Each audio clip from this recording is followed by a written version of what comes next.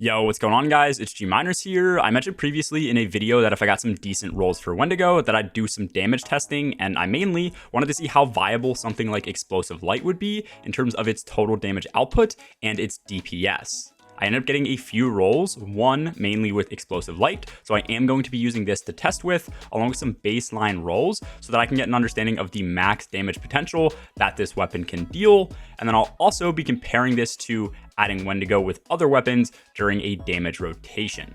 We did also just hit 50,000 subscribers, so I wanted to give a huge thank you to everybody who has been supporting the recent videos here, and for all the support over on Twitch recently too.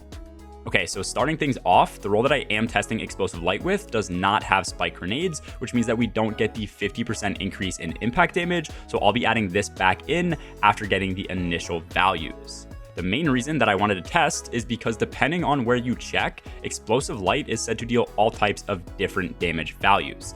LightGG has it at a 44% increase in damage, and then the Compendium and Dim both have it at a 65 to 84% increase, but then they also call it out as a 52% increase in the damage overall. So clearly very different values depending on the source, and that is more or less likely to how they calculate the increase and the differences in blast radius. Blast radius also has an effect on the damage that we deal. With a higher blast radius stat or value, you are going to be dealing more explosive damage and then less impact damage. More or less, this just takes damage away from one area and then adds it back to another area. So if you have, say, max blast radius, all the damage that is taken away from your impact is just getting added to your explosion, and you still hit for more or less the exact same value per shot.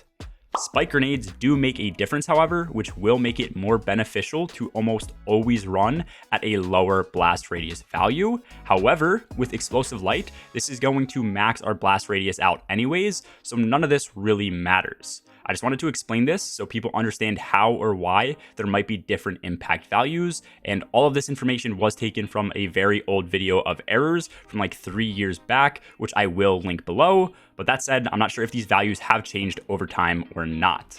So with that said, looking at a base shot with Wendigo, once again, without spike grenades, we are dealing 32,714 damage between the explosion and the impact. And if we did have spike grenades on, the impact should scale up, giving us around 35,946 damage.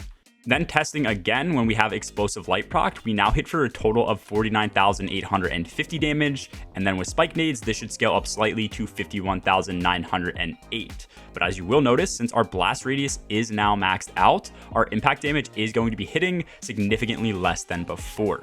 On screen now are going to be the values for total damage output of Wendigo with all 17 rounds, which is the base reserve size. First with no Explosive Light at all, just as a baseline, then with ×6 Explosive Light, and then lastly with ×9 Explosive Light. I figured it's pretty practical in most cases to get ×6 on your own before going into a damage phase, and then having the orbs from Well of Radiance refresh you for a total of 9 shots with Explosive Light, so that's why I included it.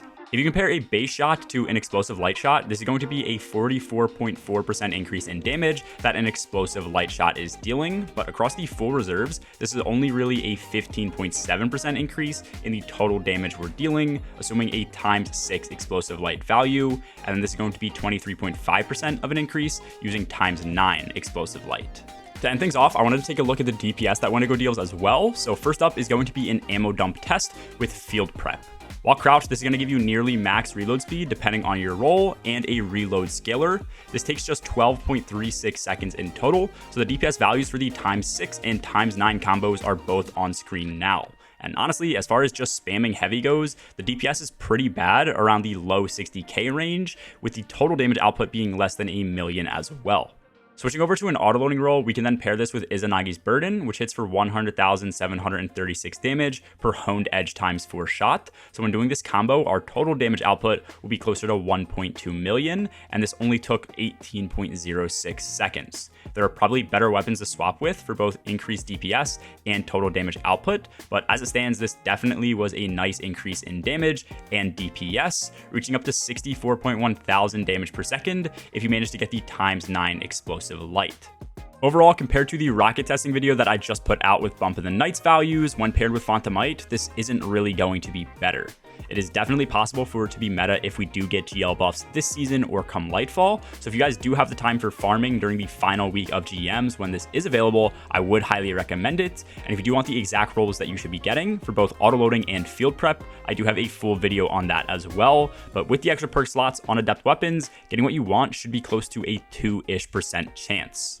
Let me know your thoughts on Wendy in the comments below. I do also stream a bunch over on my Twitch where we do low mans and speedruns live. A link to that and my Discord server are both in the description below.